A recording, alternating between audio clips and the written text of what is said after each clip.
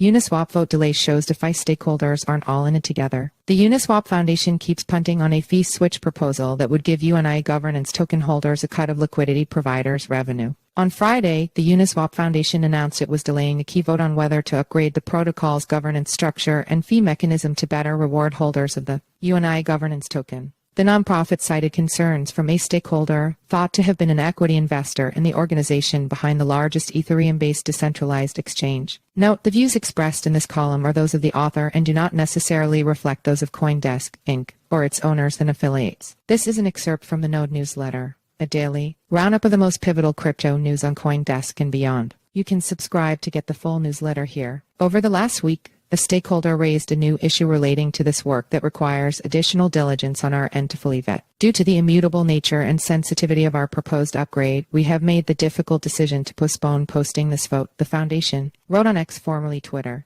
Although the Foundation said the decision was unexpected and apologized for the situation, this is far from the first delay to a vote on whether to engage the fee switch that would direct a modest amount of protocol trading fees to token holders. It is also far from the only time that the interests of token holders have seemingly been at odds with those of other stakeholders in Uniswap. We will keep the community apprised of any material changes and will update you all once we feel more certain about future timeframes, the Foundation added. Uniswap issued the UNI token in the aftermath of DeFi summer in 2020 to stave off what was known as a vampire attack by SushiSwap, which launched with the governance token Sushi and quickly began to attract liquidity. SushiSwap was seen as relatively more community-aligned given that it was managed by a DAO and directed trading fees to token holders. Version 2 of Uniswap contained code that would enable the 0.3% of trading fees paid to liquidity providers or those who contribute tokens to be traded on the decentralized exchange to be split, with 0.25% going to LPs and the remaining 5% to UNI token holders, but the fee switch was never activated. Talks again arose about fee switch activation with the launch of Uniswap v3.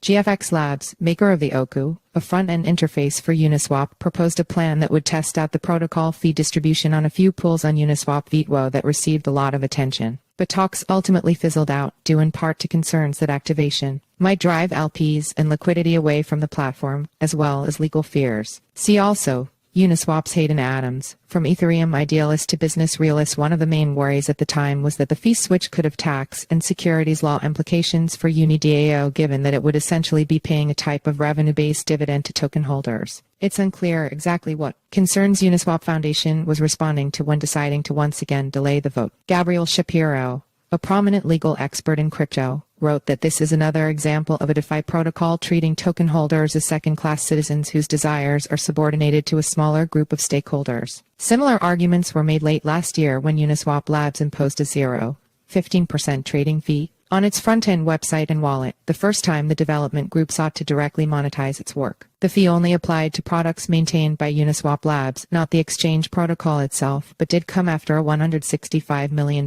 raise. There's no reason to be completely cynical here, and suggest that the hard-coded fee switch to reward UNI token holders will never be implemented. Uniswap Labs and UNI token holders are distinct entities with their own interests. Ideally, both would be aligned to do what's best for the protocol itself, but if there is a lesson to be learned across DeFi, it's that token holders do not always get the final say.